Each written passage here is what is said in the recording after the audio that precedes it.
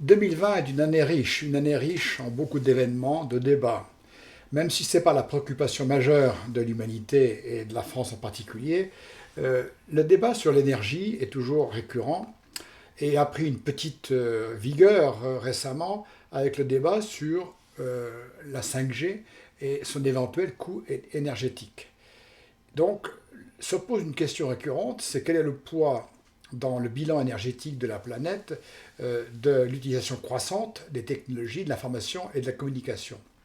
C'est ce dont je vais parler pendant quelques temps avec vous et je vais vous proposer une balade qui, partant d'une problématique très terre à terre, va passer par la planète, passer par le système solaire et revenir après à nos préoccupations journalières. Mais ne vous inquiétez pas, nous ne sortirons pas de la galaxie. C'est parti. Alors, la réflexion, elle est née d'abord d'un article sur un journal qui citait une autre étude disant que le coût écologique, le coût énergétique de la recherche sur Internet était équivalent à une tasse de thé bouillant. Cela m'a un peu interloqué parce que, vu le nombre de clics que je fais dans mes recherches sur Internet à but ludique ou au contraire professionnel, j'ai vu tout de suite mon bureau envahi de tasses de café bouillant, voire ma maison et peut-être même la rue tout entière. Alors, est-ce que ça a un sens de comparer l'énergie dépensée pour chauffer une tasse de thé ou de café et l'énergie pour Internet? Est-ce que toutes les énergies se valent? C'est donc le départ de la réflexion. L'énergie est un concept très à la fois familier, on croit savoir, mais c'est un concept qui a mis beaucoup de temps à émerger au niveau de l'humanité, et parce que l'énergie caractérise tous les systèmes de notre univers sous des formes diverses et sans avoir une forme matérielle précise. Il a fallu des siècles, et ce n'est que récemment, il n'y a pas plus d'un siècle, qu'on a pu arriver à bien maîtriser ce concept. En fait, sur notre planète et sur l'univers, je pense, il n'y a que 6 formes d'énergie. Il y a l'énergie nucléaire, qui est l'énergie qui est à l'origine des étoiles, des bombes H, et puis l'énergie de fission dans les centrales nucléaires et les bombes A. L'énergie du noyau. Il y a l'énergie thermique, qui est la chaleur. L'énergie mécanique, qui a 2 formes. Une énergie cinétique, qui est l'énergie des corps en mouvement, et quand on reçoit un caillou, on comprend très bien ce que c'est que l'énergie cinétique. Et puis l'énergie potentielle, c'est l'énergie qu'acquiert un corps lorsqu'il est mis en hauteur, et qui peut donc être restituée sous forme cinétique, par exemple, quand on le lâche. Il y a l'énergie électrique, celle qui est dans les courants, et donc les courants qui passent dans nos fils. Il y a l'énergie chimique, qui est beaucoup plus vaste et qui comprend aussi bien l'énergie disponible dans les matériaux que l'on peut brûler, comme le pétrole, le gaz, le bois, que l'énergie que l'on peut assimiler par les aliments, c'est le principe de tous les organismes vivants, c'est une énergie chimique qu'ils puisent dans les aliments, et puis énergie chimique aussi dans les accus et dans les piles. Enfin, on termine par la dernière forme d'énergie qui est certainement la plus abondante et la plus importante pour nous, qui est le rayonnement, la lumière, l'infrarouge, les rayons X, et notamment le rayonnement du Soleil. Alors, est-ce que toutes ces énergies se valent? Comment peut-on passer d'une énergie à l'autre? Alors, il y a un vrai théorème qui a été établi, un principe qui a été établi il y a quelques dizaines d'années, qui est plus qu'une simple constatation, c'est vraiment quelque chose qui est au cœur de toute la physique de notre univers, c'est la conservation d'énergie. Donc toutes les énergies peuvent se transformer les unes dans les autres, mais au bilan, l'énergie totale est toujours conservée. Alors prenons un exemple, on va prendre notre bonne vieille planète Terre, quel est son bilan énergétique? Eh bien, il y a un bilan à l'entrée, un bilan à la sortie, et il doit être équilibré. Alors, en entrée, vous avez l'énergie du Soleil, qui est à 99,9% l'énergie disponible sur Terre, sous forme de rayonnement. Mais c'est un rayonnement de très haute énergie, puisqu'il y a beaucoup d'ultraviolet, de rayonnement visible et un peu d'infrarouge. Cette énergie, 340 watts par mètre carré, arrive sur la planète Terre, et là, elle se sépare en 2 grandes parties. Il y a une partie qui est immédiatement réfléchie, on appelle ça l'albédo, 100 watts par mètre carré, qui correspond à l'énergie qui est réfléchie par les nuages, par le globe en lui-même ou les océans. Donc, un bon tiers de l'énergie est immédiatement réfléchi comme par un miroir. Le reste est absorbé, mais cette énergie-là, il faut bien qu'elle soit un jour dissipée, parce qu'il y a très longtemps que la Terre serait devenue inhabitable si 340 watts par mètre carré qu'elle recevait, elle les gardait pour elle-même. Donc, ils sont réémis, mais sous forme d'un rayonnement infrarouge, puisque c'est la propriété de tous les corps qui ont une certaine température d'émettre du rayonnement. Le rayonnement du Soleil, lui, est un rayonnement d'un corps à 6000 degrés, donc extrêmement énergétique. La Terre, elle, est environ à 300 degrés. Je parle ici des degrés Kelvin par rapport au zéro absolu. Donc, elle va émettre plutôt des infrarouges, rayonnement invisible, et qui lui permettent d'évacuer la chaleur, environ 240 watts par mètre carré. Ce bilan est approximatif parce qu'il y a une toute petite partie de l'énergie de la Terre qui vient d'elle-même. Il y a une partie qui est liée à la radioactivité terrestre.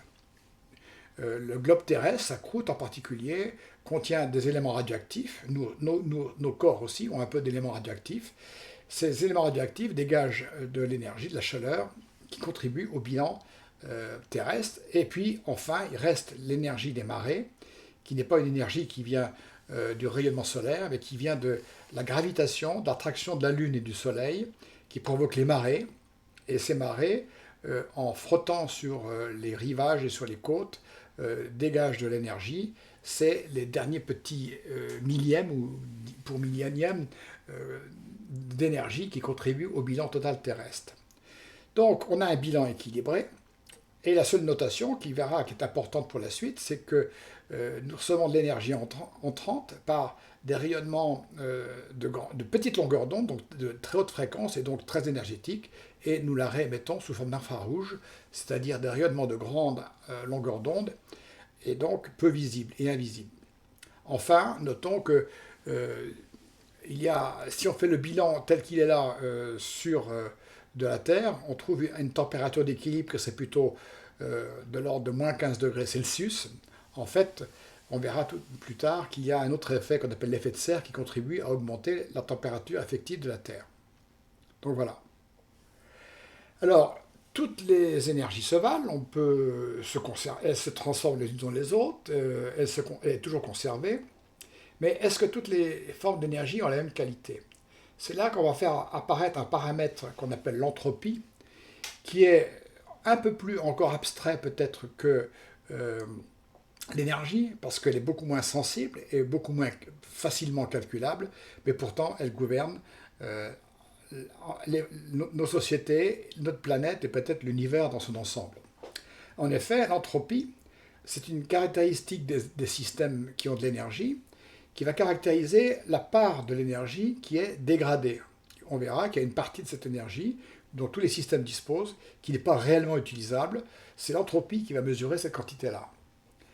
Cette entropie-là aussi est liée à ce qu'on appelle le désordre. Le fait que l'énergie est dégradée, c'est qu'elle est liée à un désordre, et donc l'entropie aussi est une certaine forme de mesure du désordre d'un système. Et on verra en particulier que l'entropie est à l'origine de l'irréversibilité de toutes les transformations, et donc aussi à l'origine de ce qu'on appelle la flèche du temps. Donc, cette entropie que l'on va préciser, caractériser, elle a une propriété essentielle, c'est que contrairement à l'énergie dont le bilan est toujours conservé, l'entropie est toujours croissante. Dès que l'on prend des systèmes isolés, dès qu'on fait des échanges entre différents systèmes, l'entropie ne peut que croître.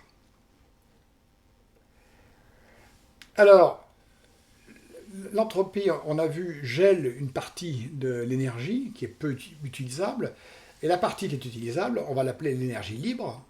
Donc l'énergie libre, c'est la contribution d'énergie qui n'est pas disponible, qui est disponible par contre pour être transformée en énergie électrique, mécanique, etc. Ceci peut s'écrire symboliquement parce que l'écriture précise demande beaucoup de détails et doit être adaptée à chaque contexte. Donc symboliquement, on peut écrire que l'énergie libre, c'est l'énergie totale du système moins son entropie que multiplier sa température. Donc plus la température ou plus l'entropie augmente, moins l'énergie libre est importante. Donc le fait que dans les échanges, l'entropie croît, ça veut dire que l'énergie libre, elle, va décroître. En effet, prenons deux systèmes, par exemple un verre d'eau chaude et un verre d'eau froide, bien séparés. On peut calculer leur énergie, on peut calculer leur entropie. On prend ces deux verres, on les vide dans un grand verre et on fait le mélange. On aura donc de l'eau tiède. Dans le processus, l'énergie va être conservée. En revanche, l'entropie va augmenter, puisqu'on va mélanger, perdre de l'information. Et cette entropie va diminuer la part de l'énergie libre. Il y aura moins d'énergie libre disponible dans le système mélangé que dans les deux systèmes séparés. Donc, conservation de l'énergie totale et augmentation de l'entropie totale. Et donc, baisse de l'énergie libre disponible. Donc, l'énergie libre, c'est la part de l'énergie utilisable. C'est donc, dans toutes nos études de bilan d'énergie, la part qui doit vraiment être est importante parce que le reste est finalement assez peu disponible. Pour illustrer ça, je prends l'exemple de l'atmosphère. Imaginez, vous êtes en été, il fait un temps magnifique, il n'y a pas un vent, pas du tout de vent, l'air est immobile, il n'y a pas une feuille qui bouge.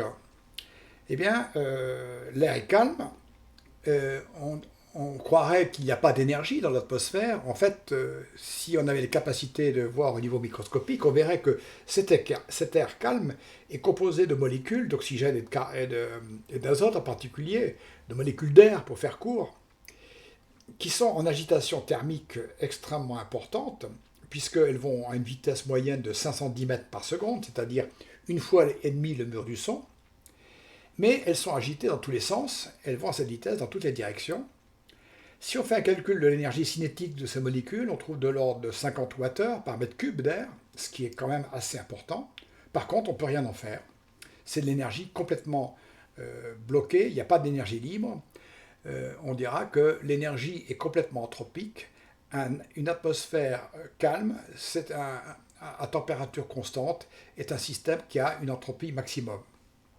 Si maintenant on prend le même paysage et qu'on a notre air ici, auquel on suppose que chaque molécule de l'air qu'il compose a toute sa vitesse conservée, de 1 fois et demi la vitesse du son dans toutes les directions, plus le fait que toutes les molécules ont ensemble un petit supplément de vitesse de 10 mètres par seconde, tout orienté dans la même direction. Ça, c'est la définition du vent. Et 10 mètres par seconde, ça correspond à un vent de 36 km/h. Eh bien, cette fois-ci, on a mis un peu d'ordre, les molécules ont commencé à avoir un mouvement un peu ordonné. L'énergie totale sera peut-être un petit peu augmentée du fait de cette vitesse-là. Les calculs ici sont des calculs approximatifs qui donnent les ordres de grandeur. En revanche, l'énergie supplémentaire qui va être donnée, c'est de l'énergie libre, d'environ 2,5 Wh par mètre cube. Elle est libre parce que si vous mettez une éolienne, vous pourrez récupérer cette énergie-là. Cette énergie est disponible pour fournir de l'énergie mécanique et du courant. Donc l'entropie est plus basse. Donc on voit comment l'introduction d'ordre, on verra plus tard l'introduction d'informations dans un système, permet de diminuer l'entropie et donc d'augmenter l'énergie disponible. Un autre exemple d'utilisation de l'énergie libre et de création d'énergie libre, c'est un barrage hydroélectrique. Vous avez un barrage avec de l'eau en hauteur qui a une énergie potentielle parfaitement ordonnée et que l'on peut récupérer par des canalisations qui vont descendre dans l'usine hydroélectrique et la transformer en énergie électrique. Cette transformation-là est une transformation qui est presque pure au sens qu'il y a très peu de pertes et qu'il y a très peu de création d'entropie. Il y a quand même création d'entropie, parce que le frottement des molécules d'eau sur les canalisations, le bouillonnement de l'eau à la sortie de l'usine, tout ça, c'est de la perte d'énergie qui vont se transformer progressivement en chaleur. Donc il y a bien création de désordre et de chaleur, mais en toute petite proportion. Donc le bilan est très positif. Seule une petite partie de l'énergie mécanique potentielle au départ sera transformée en chaleur et donc perdue. Tout le reste sera transformé en énergie électrique. Donc un barrage hydroélectrique, c'est un processus qui crée très peu d'entropie. La preuve, c'est qu'il est quasiment réversible. En effet, si on part de l'énergie électrique, qu'on l'injecte dans les pompes de l'usine d'en bas pour la remonter vers le barrage, eh bien, on va recréer de l'énergie potentielle. C'est un processus qui a aussi quelques pertes, mais au bilan, on voit que le passage de l'énergie potentielle à l'énergie électrique est quasiment réversible. C'est d'ailleurs ce qui est utilisé actuellement pour stocker l'électricité lorsqu'on a de l'électricité en trop dans les réseaux. Alors, ça, ce sont des cas très favorables. Le vent est facile à comprendre. L'usine hydroélectrique, on va voir qu'il y a des processus beaucoup plus anthropiques qui vont créer beaucoup plus de problèmes et beaucoup plus de désordre. Alors, si l'on prend par exemple le cas du charbon, on prend un tas de charbon, c'est une structure bien ordonnée, bien confinée dans l'espace. Son entropie n'est pas très élevée et au contraire, elle a beaucoup d'énergie chimique disponible. Si maintenant on brûle ce charbon, eh bien, on va le transformer en gaz carbonique qui va être envoyé dans l'atmosphère et qui va être distribué parmi les milliards et milliards de molécules de l'atmosphère, donc une dispersion totale, désordre maximum, donc entropie maximum. Donc, le processus de combustion est un processus qui part d'un système très ordonné, localisé, avec beaucoup d'énergie chimique, donc d'entropie très basse, et qui va le transformer en un gaz dans l'atmosphère avec une entropie maximum. Eh bien, cette croissance maximum d'entropie est signée par l'irréversibilité des processus. Effectivement, contrairement à tout à l'heure, on imagine mal le processus qui va prendre des molécules une à une de gaz carbonique de l'atmosphère pour les récupérer et les retransformer au départ en charbon. Donc, la combustion, et on verra la combustion de tout ce qui est chimique, pétrole, gaz, etc., est un processus hautement anthropique qui crée énormément d'entropie et de désordre dans le processus.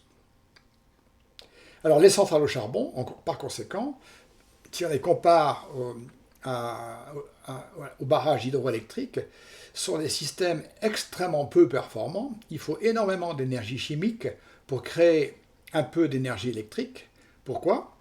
Parce que le processus de combustion dans l'usine va créer d'abord un rendement très faible, puisque c'est simplement 20 à 30% de la chaleur de l'énergie va être transformée en chaleur, qui va être perdue et envoyée dans l'espace, et sans compter l'entropie créée par le fait que les gaz d'échappement, la vapeur d'eau et le gaz CO2 sont dispersés. La situation serait différente si, à la sortie de l'usine, on pouvait entasser le gaz carbonique dans un petit tas bien défini. Donc, une centrale au charbon, c'est un processus très hautement anthropique, avec très faible rendement et complètement irréversible. On l'a vu tout à l'heure, on n'imagine pas du tout le processus qui partirait de cette énergie électrique pour remonter à l'énergie chimique du charbon. Alors, on a pris quelques exemples, donc je pense qu'on perçoit un peu mieux la notion d'énergie libre, qui est l'énergie effectivement utilisable pour les applications, et on verra tout à l'heure pour les applications de l'humanité et pour Internet en particulier. Très schématiquement, et je reste schématique pour faire simple, les physiciens pourraient mettre quelques bémols à ce que je dis, mais la chaleur est la forme d'énergie donc la plus anthropique, qui se caractérise par des rendements faibles dans les moteurs, qui apparaît comme déchet dans toutes les autres transformations, et qui est parfaitement désorganisé, qui résulte de l'agitation aléatoire des molécules dans les gaz, dans les solides. C'est donc des systèmes à entropie maximum. En revanche, les énergies radiatives, comme le rayonnement solaire, l'énergie électrique, comme le courant dans les fils, l'énergie mécanique, comme l'eau dans un barrage, ou l'énergie chimique dans un accu, ou même le charbon quand on l'utilise sans le brûler, eh bien, sont des sources d'énergie avec beaucoup plus d'énergie libre disponible, et presque des sources d'énergie libre maximum. Donc, première conclusion de tout ce débat, c'est qu'en première approximation, la création de chaleur dans un processus est une estimation de la création d'entropie, et dans les bilans d'énergie, ce qui compte, ce n'est pas l'énergie totale, c'est l'énergie libre, parce que c'est elle qui va pouvoir conditionner son utilisation dans les applications. Alors on arrive maintenant à la vie, parce que les systèmes humains sont des systèmes vivants. Alors il faut comprendre que dans ce cadre-là, les processus biologiques sont des processus qui rentrent tout à fait dans ce cadre, puisque les processus biologiques partent d'énergie chimique, partent de molécules, de sucre, d'eau, de gaz, d'oxygène, de l'air, etc. Tout ceci forme les aliments qui ont une énergie chimique qui va être transformée par le système vivant. Pour en faire quoi? Pour en faire d'abord sa croissance, pour remplacer les cellules et croître, et peut-être aussi éviter le vieillissement, remplacer les cellules usagées. Si ce n'est pas une plante, les animaux ont la propriété de se déplacer, donc une partie de cette énergie libre sera transformée en énergie mécanique, mais la plupart de cette énergie va être dissipée par la chaleur, par exemple le maintien de la température du corps, par exemple les animaux qui ont une température fixe, et puis tous les déchets liés à la vie. Alors les humains sont des processus biologiques comme les autres, donc ils participent de ce même schéma, sauf que l'homo sapiens est aussi l'homo faber, c'est-à-dire l'homme qui fait. L'espèce humaine ne se contente pas de vivre en tant que processus biologique, mais il construit, il fait des choses. Il a une culture scientifique, une culture technique, etc. Donc, son énergie chimique sert aussi à construire des bâtiments, des voitures, à se déplacer, etc. Donc, il a une contribution plus importante en création d'énergie mécanique et d'énergie libre dans tous les artefacts, c'est-à-dire tous les objets qu'il fabrique. Il a une énergie qui est prise pour sa croissance, lui aussi, en tant qu'être biologique, et une grande partie de cette énergie chimique est dépensée en chaleur et en déchets. Donc, en tant que processus biologique, l'espèce humaine est beaucoup plus dépensière en énergie libre, a beaucoup plus de besoin d'énergie libre que les espèces, biologiques classiques. Alors, une estimation, il y a deux façons de faire. Alors, une qui résulte d'un calcul qui a été fait en essayant de calculer la quantité d'énergie nécessaire pour les activités humaines, à gauche. Depuis 1900, on s'aperçoit que la biologie humaine ne bouge pas. Les êtres humains sont un petit peu plus grands, un peu plus corpulents peut-être, mais finalement les processus biologiques sont les mêmes que ceux d'il y a un siècle, 10 siècles ou 20 siècles. Mais ce qui a complètement changé, c'est l'énergie libre et donc tout ce qui est utilisé pour la fabrication de la civilisation industrielle, des objets, pour se mouvoir, pour se déplacer, pour cultiver la terre, etc. Et avec la bifurcation des années 50, qui correspond à l'explosion des moyens de transport, par avion, par voiture, etc., avec une certaine stabilisation actuellement. Donc, cette courbe démontre qu'à notre époque, au XXIe siècle, eh bien, l'espèce humaine dépense de l'ordre d'une vingtaine de fois plus d'énergie libre pour ses activités que l'énergie libre qui lui est nécessaire pour ses processus biologiques. Une autre façon de voir cette problématique est celle proposée par Jean Covici, l'expert bien connu, qui a fait un calcul que par rapport aux Français, de l'époque romaine ou même avant, eh bien, un Français au XXIe siècle, eh bien, il a l'équivalent à sa disposition de 4 à 500 esclaves pour faire toutes les choses. C'est-à-dire que s'il fallait remplacer toutes les machines et tous les instruments pour notre confort moderne, il faudrait qu'ils soient remplacés par de l'ordre de 4 à 500 esclaves qui seraient à sa disposition. Donc tout ceci pour dire que, en tant qu'espèce humaine, nous partageons les problématiques d'énergie, de création d'entropie et donc d'utilisation de l'énergie libre de toutes les espèces vivantes en lui rajoutant une couche extrêmement importante liée à nos activités. Alors cette énergie libre, d'où vient-elle? Eh bien, on peut faire un bilan. Le bilan, on l'a déjà fait tout à l'heure pour l'énergie totale. Et donc, la Terre reçoit un rayonnement du Soleil, qui sont des photons de haute énergie. En effet, la lumière, les rayonnements, quand on fait un transfert d'énergie, se fait d'énergie par petits paquets. Alors, les petits paquets d'énergie envoyés par le Soleil sont des photons de très haute énergie, qui sont donc en partie absorbés par la Terre. On a vu qu'il y en a 30% qui est réfléchi. Donc, la planète Terre va absorber 240 watts mètres carrés d'énergie radiative, donc de photons de haute énergie. Elle va bien sûr ne pas la conserver parce que la Terre deviendrait vite habitable si elle conservait toute cette énergie. Elle va la réémettre sous forme de rayonnements infrarouges qui sont des photons, mais des photons de beaucoup plus basse énergie. Donc il lui faudra émettre beaucoup plus de photons infrarouges pour se débarrasser de l'énergie qu'elle reçoit et l'envoyer dans l'espace que beaucoup plus de photons que ceux qu'elle a reçus. Or, l'entropie, une mesure de l'entropie pour l'énergie radiative, c'est le nombre de photons. Donc, pour rayonner les 244 mètres carrés dans l'espace très froid, la Terre va émettre de l'ordre de 25 fois, ou de 20 à 25 fois plus de photons de basse énergie pour pouvoir évacuer toute cette énergie-là.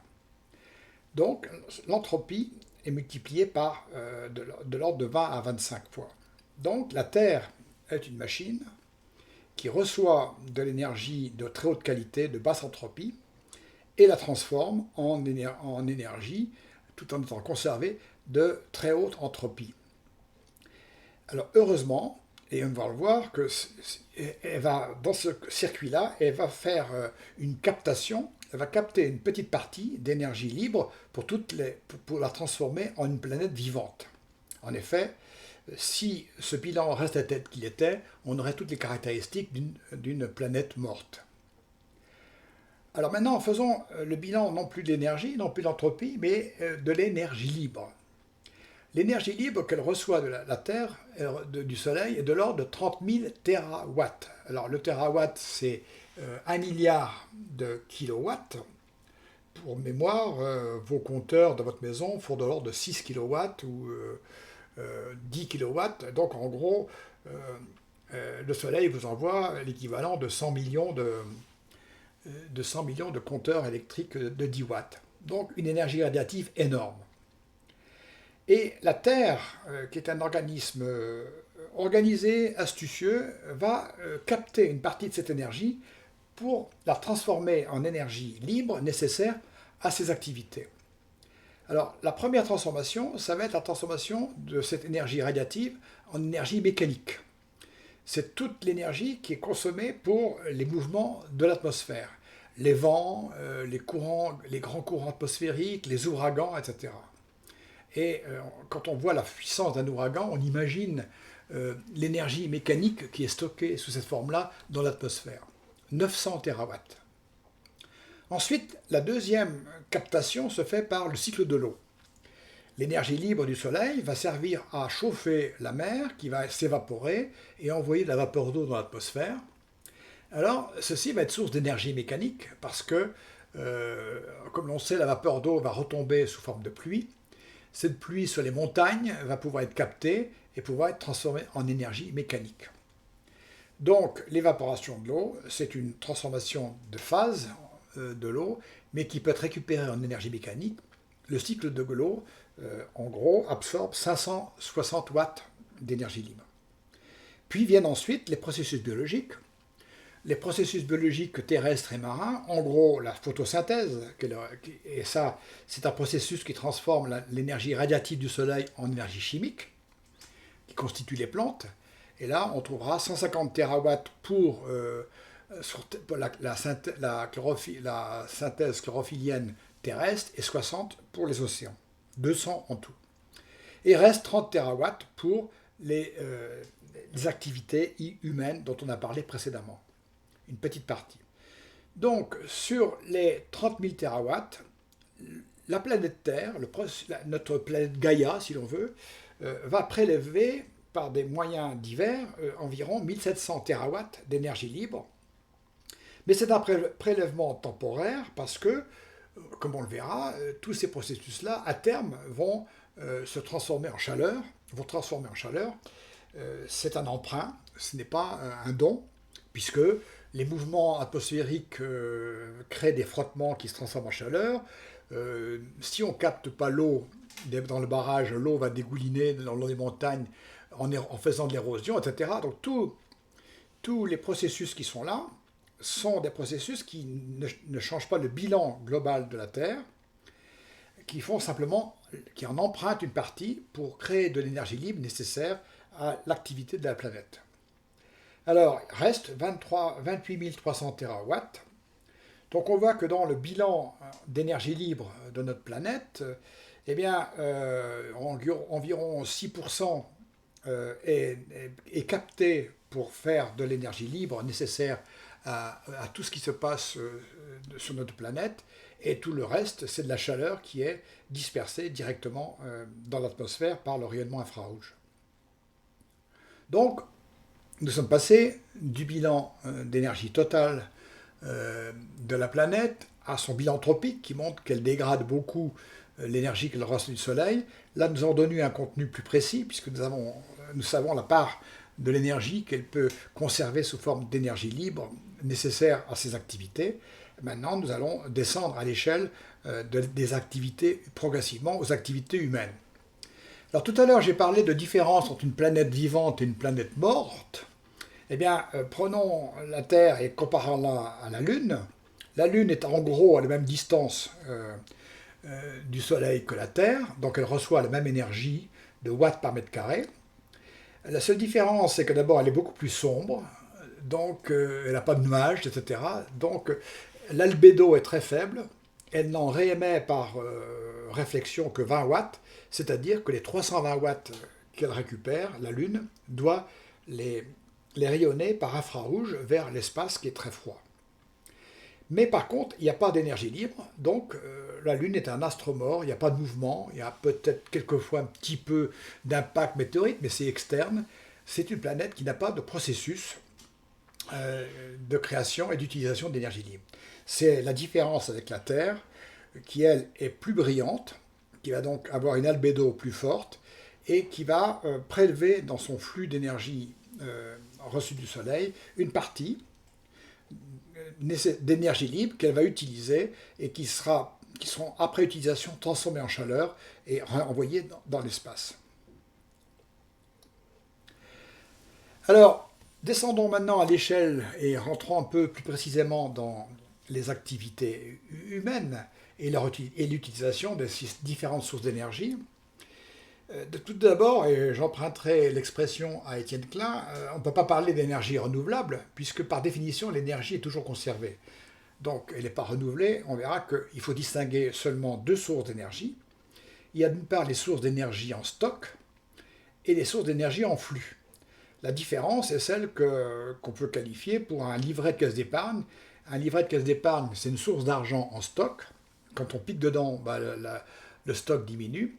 Alors que votre salaire, si vous êtes retraité ou salarié mensualisé, vous recevez un flux mensuel d'argent régulier. Et donc, c'est ça qui va distinguer les deux différentes sources d'énergie qui vont être utilisées pour les activités humaines. Alors, quand on fait le bilan des différentes sources d'énergie, on va pouvoir quelque part les qualifier déjà en fonction d'abord de leur rendement et puis ensuite de la création d'entropie qu'elles supposent dans leur utilisation et de la quantité d'énergie libre qu'elles mettent à disposition pour les activités. Donc en stock, on a l'énergie nucléaire de fission qui correspond à l'uranium qui est stocké dans la croûte terrestre qu'on utilise. Alors c'est une source qui est peu anthropique en termes d'émissions de gaz, etc. Par contre, qui a une entropie assez importante en termes de construction et de déconstruction. Il faudra beaucoup d'énergie et donc de déchets pour construire. Donc le bilan est mitigé pour le nucléaire. Il est bon pour certains aspects, par contre, il est très coûteux en termes de ciment, de consommation de matières premières. Alors, le charbon, le gaz, le pétrole, c'est du rayonnement solaire mis en stock pendant des millions d'années dans le sol. Alors, les centrales au charbon, notamment, et pétrole et gaz nécessitent bien sûr des établissements un peu compliqués et qui nécessitent beaucoup de construction. Par contre, elles ont la propriété d'avoir des très mauvais rendements et puis de provoquer l'émission irréversible de gaz, et avec donc l'effet de serre dont on parlera tout à l'heure. Restent ensuite les quatre autres sources principales d'énergie. Il y a la géothermie, qui est certainement une des sources les meilleures, puisqu'elle ne fait que prendre de la chaleur dans le globe terrestre et de la réémettre en l'utilisant. Donc il n'y a pas création d'entropie, simplement la captation de l'énergie du globe ne fait qu'accélérer un processus, puisque un jour ou l'autre, cette énergie du globe terrestre aurait été réémise. L'hydroélectricité, on l'a vu, est excellente, elle est proche de l'irréversibilité, avec des rendements et des pertes très faibles. Il y a quand même un peu de travail, d'énergie nécessaire pour construire les barrages. Ensuite, reste l'éolien et le photovoltaïque. Ils sont différents puisque l'éolien utilise l'énergie mécanique de l'atmosphère, alors que le photovoltaïque utilise directement le rayonnement du soleil. Mais toutes ces deux énergies-là, qui bien sûr créent un peu d'entropie lorsqu'il faut construire les panneaux solaires ou construire les éoliennes, ont surtout une source d'entropie qui est liée à leur intermittence. Le fait que ces énergies-là ne soient pas disponibles en permanence ont un comportement imprédictible. Ceci introduit de l'aléatoire dans les fournitures, et donc, si on fait une théorie générale de l'entropie, on verra que ce caractère aléatoire est une source de création d'entropie. Donc voilà la classification, d'après ce que nous avons vu sur les énergies libres et entropie, des différents systèmes disponibles pour nos activités. Progressivement, on va redescendre vers Internet, en passant disant qu'à l'avenir, peut-être un jour, il faudra rajouter l'énergie de l'hydrogène ou le nucléaire de fusion, et dont il faudra faire le bilan. Alors nous arrivons à Internet, qui était notre propos initial. Qu'est-ce que c'est qu'Internet? Internet, c'est un système composé d'ordinateurs, de lignes, de serveurs, qui sont tous alimentés à l'énergie électrique, donc une énergie de très haute qualité, qu'il faut donc alimenter en énergie électrique. Et qu'est-ce qui ressort d'Internet? Il ressort de la chaleur. Très majoritairement, la chaleur fonctionne pour son fonctionnement et pour le refroidissement de tous les appareils qui l'utilisent. Mais Internet aussi, c'est une machine qui crée et qui gère de l'information. Est-ce qu'on peut ramener l'information à l'énergie? On verra tout à l'heure qu'il y a un lien, quand on parlera, mais la contribution au bilan est beaucoup plus faible. La création d'informations est une création d'énergie libre beaucoup plus faible que celle perdue par la fourniture de chaleur. Donc le bilan d'Internet ne serait que la transformation de l'énergie électrique en chaleur, et serait donc assez facilement calculable, sauf que l'énergie électrique n'est pas une énergie primaire. On ne peut pas creuser le sol pour trouver de l'énergie électrique, on ne peut pas la trouver comme ça. Il faut la créer à partir d'autres énergies primaires que sont, on les a vues tout à l'heure, l'énergie hydroélectrique, la géothermie, les centrales au charbon, etc. Donc le bilan d'Internet est surtout le bilan des énergies entrantes nécessaires à son fonctionnement, qui sont l'origine d'une forte production de chaleur, donc une forte dégradation de cette énergie avec la création d'entropie. Mais quel est le lien entre information et énergie? Alors, l'informatique est née vers les années 40, avec le premier ordinateur 45 qui faisait 360 multiplications par seconde, qui en gros correspond à 40 Wh par multiplication, une quantité d'énergie énorme. Depuis, les ordinateurs ont fait des progrès. Dès les années 50, c'était déjà beaucoup plus efficace. En 2010, on est à 1 million de milliards de calculs par kilowattheure consommé. Donc, une efficacité informatique extraordinaire qu'on peut suivre sur cette courbe-là, qui trace en courbe logarithmique, donc de manière très condensée, l'évolution de la quantité d'opérations par kilowattheure, et on s'aperçoit qu'on est passé quelque part d'une opération par wattheure à 1000 milliards d'opérations par wattheure dans les années 2010. Donc une progression exponentielle faramineuse, et on peut se dire, mais finalement, pourquoi avec les technologies n'allons pas nous continuer et d'avoir toujours davantage de rendement pour le calcul et d'avoir finalement des ordinateurs qui traiteraient de l'information presque sans dépenser d'énergie. C'est un raisonnement qui n'est pas complètement aberrant, puisque des travaux théoriques qui ont été vérifiés par des expériences ont montré que quand on traite de l'information, eh bien, on est obligé quand même de dépenser de l'énergie, parce qu'on crée d'entropie. Et donc, M. Landauer a démontré que pour effacer un bit d'information, il fallait dépenser une énergie de K, la constante de Boltzmann, logarithme de 2 fois la température. Ça veut dire que l'entropie créée, c'est K, logarithme de 2 par bit d'information. Mais ça veut donc dire que de toute façon, quels que soient les progrès technologiques, un jour il y aura une limite pour le nombre de calculs que l'on pourra faire par kilowattheure.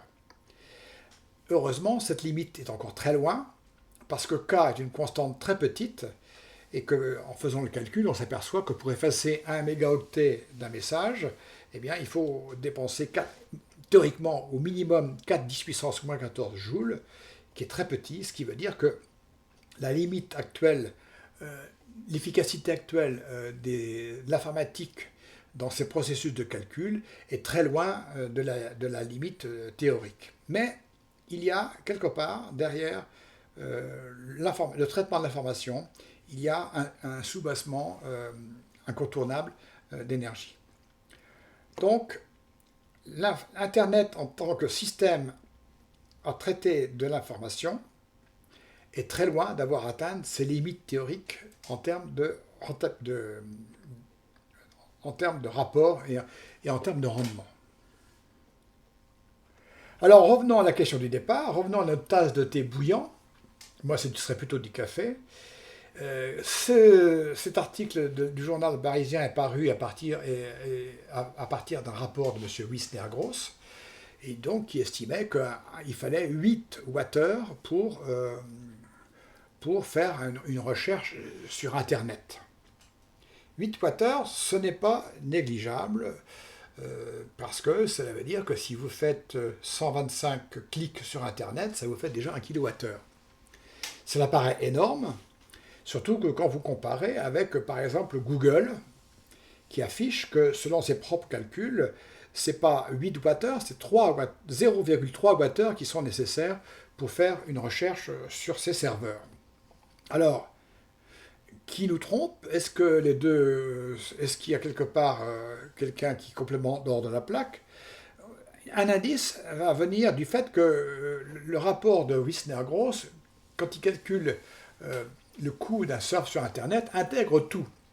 Il intègre la construction des équipements, la consommation des lignes, des serveurs et du PC, la réfrigération des serveurs, le retraitement des déchets.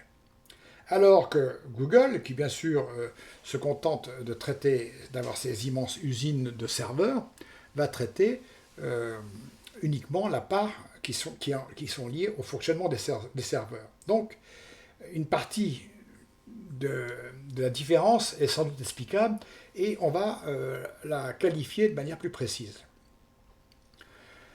Donc Internet, c'est un système qui consomme de l'énergie électrique à partir d'énergie primaire qui vient d'autres sources. Si on prend la consommation mondiale annuelle d'énergie, on trouve 135 000 TWh, 135 000 milliards de kilowattheures. 20% de cette énergie, c'est de l'énergie électrique, donc 27 000 TWh.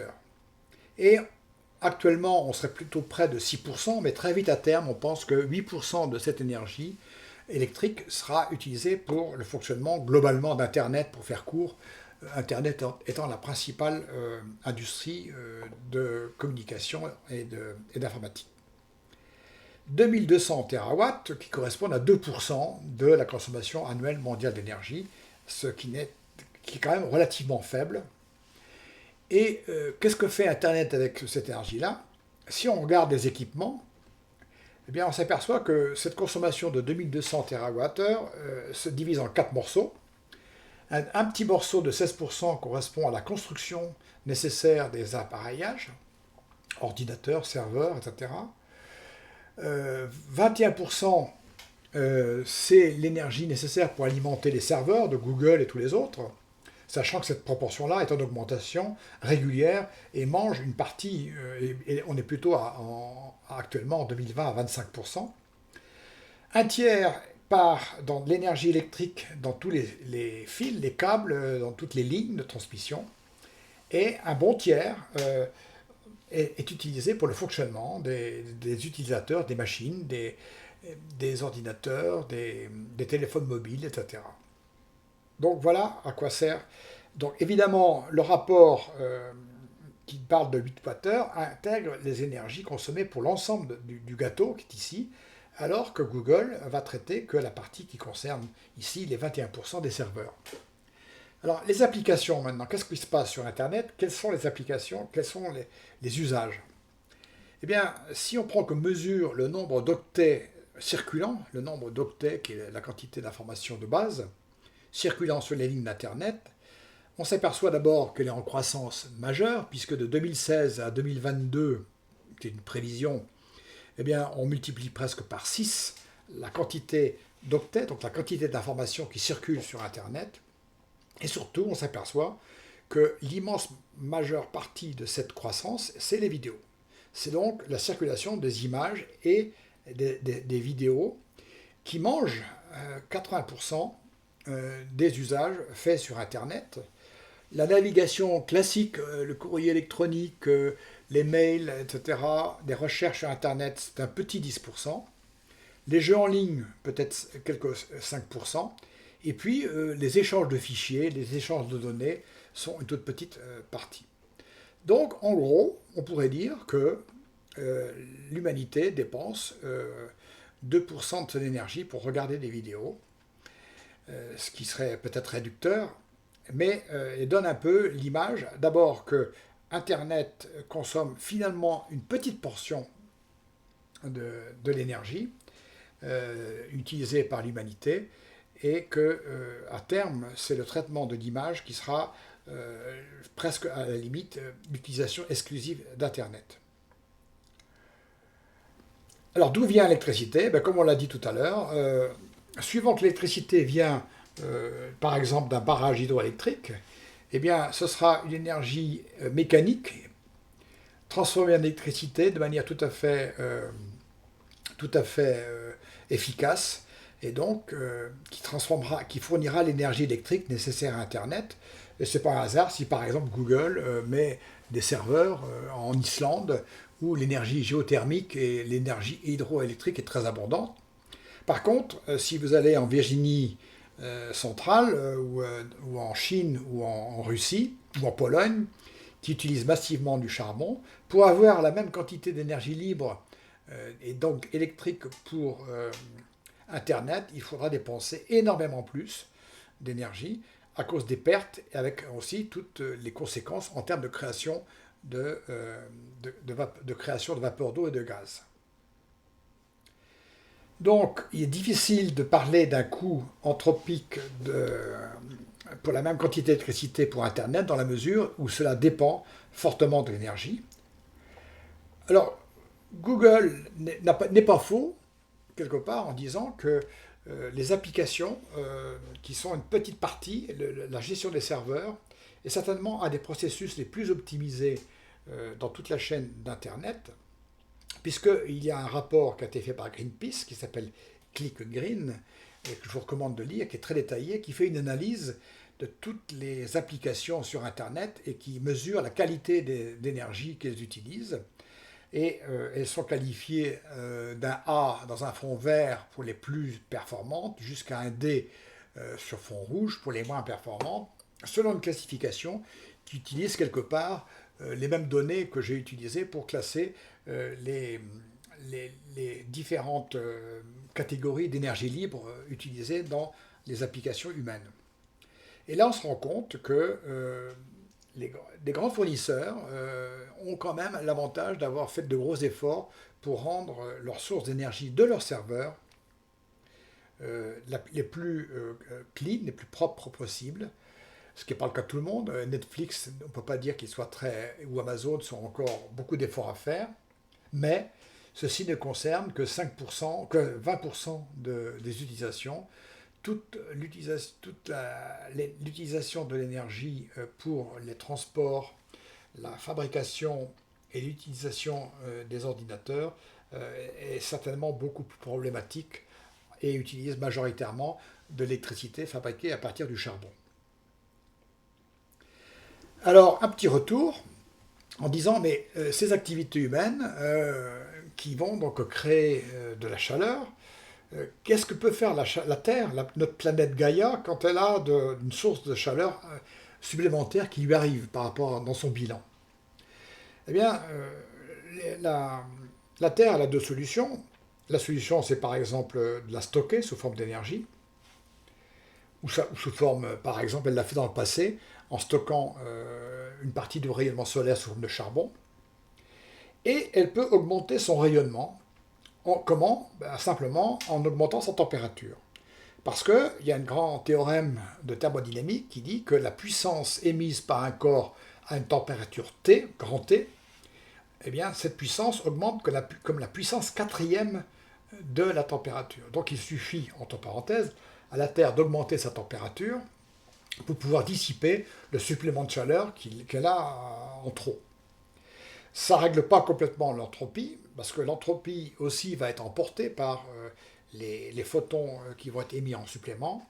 En revanche, l'entropie, elle, rayonnée, n'augmente que comme le cube. Donc il y a un petit défaut dans le bilan qui peut par exemple être à l'origine de turbulences ou dans l'atmosphère ou de désordre dans l'atmosphère pour absorber ce supplément d'entropie.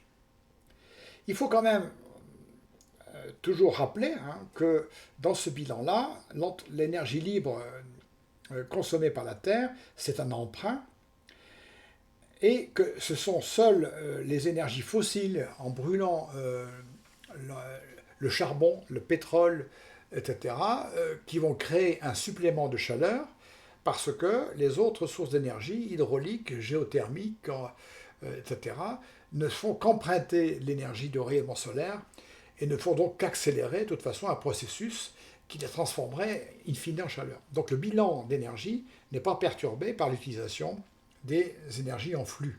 En revanche, l'énergie en stock va créer une source d'énergie supplémentaire que la Terre doit absorber, doit se débarrasser.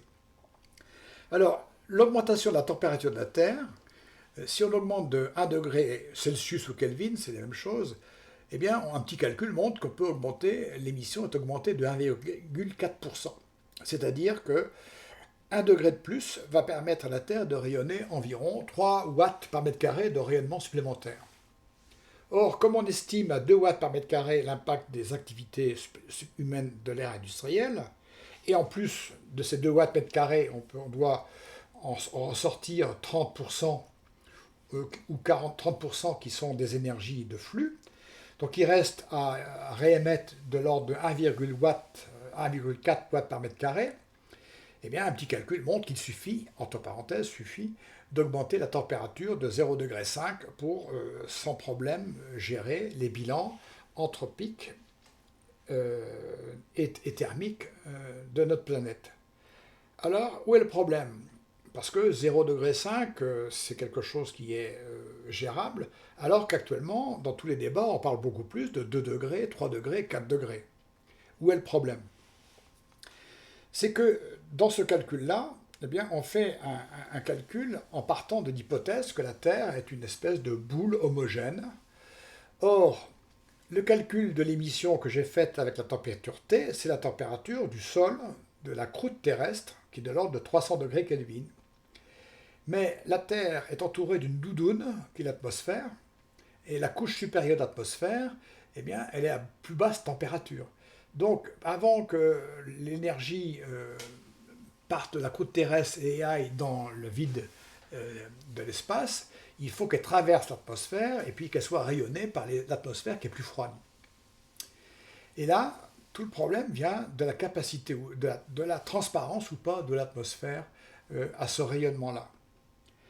Donc, les équilibres dont on a parlé sont à peu près gérables. En revanche, toute activité humaine qui change la transparence de l'atmosphère au rayonnement infrarouge va complètement impacter la capacité de la Terre à réémettre vers l'espace et donc va l'obliger à augmenter sa température beaucoup plus que ce qui serait nécessaire. Alors, le CO2, Eh bien, le CO2 qui apparaît dans la combustion des gaz, charbon, etc., eh bien, est à la fois, est d'abord une signature d'un processus très anthropique. On a vu que la combustion crée ce gaz carbonique qui est dispersé dans l'atmosphère. Donc il y a un processus irréversible d'envoi de gaz dans l'atmosphère, et d'autre part que le rendement est très faible.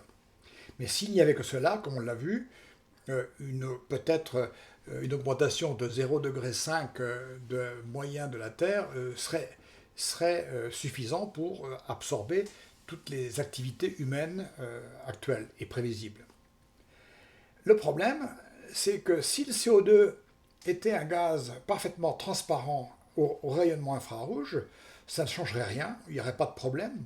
Malheureusement, le rayonnement infrarouge malheureusement, le gaz carbonique absorbe énormément de rayonnement infrarouge. C'est comme une vitre opaque qui bloque le rayonnement infrarouge, qui bloque le rayonnement de la croûte terrestre vers l'espace stellaire, l'espace interstellaire, et donc apparaît comme un écran. Et donc le CO2 est à la fois une signature d'un mauvais bilan anthropique de tous les processus de combustion d'énergie en stock, mais en même temps, le CO2 augmente l'opacité de l'atmosphère terrestre au rayonnement et empêche la Terre de pouvoir rayonner l'énergie qu'elle a en supplément. Des deux gaz émis par les centrales thermiques, il y a d'une part la vapeur d'eau en quantité énorme, mais l'intérêt de la vapeur d'eau, c'est que bien sûr, elle bloque beaucoup de rayonnement infrarouge, mais elle retombe, elle se condense en pluie et retombe sur Terre, donc il n'y a pas d'effet d'accumulation et il n'y a pas de variation énorme de la vapeur d'eau créée par l'activité humaine. En revanche, le gaz carbonique, lui, ne retombe pas sur Terre, il s'accumule. Donc les impacts potentiels du climat se feront à partir du CO2. En résumé, quand on revient à notre bilan écologique du fonctionnement d'Internet, tout ce qui sera alimenté à base d'électricité non carbonée ne produira pas de production nette de chaleur, augmentera un peu l'entropie de déchets dans le truc, mais donc est facilement, j'allais dire, assimilable par notre planète Gaïa. En revanche, tout ce qui viendra de l'électricité à partir de stocks carbonés, d'une part, provoque une augmentation nette de la chaleur terrestre, une augmentation forte de l'entropie parce que la dispersion des gaz dans l'atmosphère est irréversible, mais surtout parce que ces gaz carboniques, par effet de serre, vont freiner le rayonnement terrestre d'infrarouge vers l'espace. Alors, pour terminer, il faut bien sûr économiser les énergies. Il faut miser sur l'énergie libre. On a compris que le bilan d'énergie est complètement insuffisant. Il faut le combiner avec la notion d'énergie libre, qui est seule pertinente pour travailler les applications des civilisations humaines. Nous avons vu que la chaleur est vraiment à éviter. La chaleur est un sous-produit, ne devrait pas être utilisée comme source primaire d'énergie libre, rendement désastreux, création d'entropie. Et puis globalement, il faut que dans nos activités, on contribue le moins possible à l'entropie du monde. Voilà, je vous ai fait faire un grand parcours qui, partant d'une comparaison entre une tasse de café bouillante et un clic sur Internet, nous a amené à réfléchir à l'énergie, à sa conservation, à sa transformation, à la caractériser par son entropie, qui est le fait que plus l'énergie est anthropique, moins elle est utilisable, donc définir l'énergie libre, de voir comment notre planète Terre transforme le rayonnement solaire en énergie libre pour toutes les activités qui se produisent sur cette planète, et que les activités humaines sont une proportion très faible, relativement faible, de cette énergie disponible. L'informatique se caractérise par une utilisation exclusive de l'électricité au départ, et donc elle serait une énergie très peu anthropique, et ne ferait donc que dissiper la chaleur qui de toute façon aurait été créée par d'autres processus. En revanche, l'électricité, la provenance de cette électricité, c'est elle qui conditionne complètement le bilan global d'Internet. Pour faire court, Internet alimenté uniquement avec de l'énergie de flux serait complètement neutre par rapport au bilan terrestre et à l'évolution du climat. Ce n'est pas encore le cas. Voilà, bon courage.